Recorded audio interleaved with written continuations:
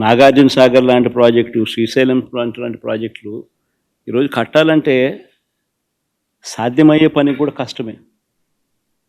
అన్నన్ని వేల కోట్ల రూపాయలు, లక్షల కోట్ల రూపాయలు ఒక్కొక్క ప్రాజెక్ట్ ఖర్చు అవుతుంది.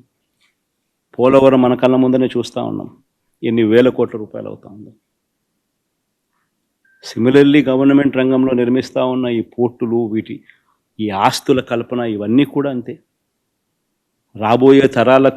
రాబోయే తరాలకు రాష్ట్రంలో సొంత రాబడి పెరగాలి అని అంటే ఇటువంటి ఆస్తులు రాష్ట్ర ప్రభుత్వం చేతిలో ఉంటే రాష్ట్రానికి సంబంధించిన సొంతం వనరులు పెరిగే పరిస్థితి.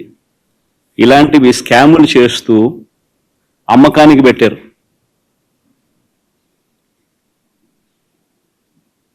ఆల్రెడీ ఫైనాన్షియల్ టైప్ అయిపోయి ఉన్న ప్రాజెక్టులు ఇవన్నీ. ఎవరు దీనికోసం ఫైనాన్సెస్ కోసం ఎతకాల్సిన పనుల. ఆల్రెడీ డబ్బులు వచ్చి బ్యాంకుల్లో కూర్చొని, డబ్బులు వచ్చి మ్యారిటైమ్ బోర్డ్ అకౌంట్లో కూర్చొని ఉన్నాయి. బ్యాంకులు ఆల్రెడీ టైఅప్ చేస్తున్నాం. ఊరికి డబ్బులు డ్రా చేసుకుంటా కంప్లీట్ చేసేస్తా పోతా అంటే ఈ సంవత్సరంలో రామాయపట్నం పూర్తిగా ప్రారంభోత్సవం చేసేయచ్చు.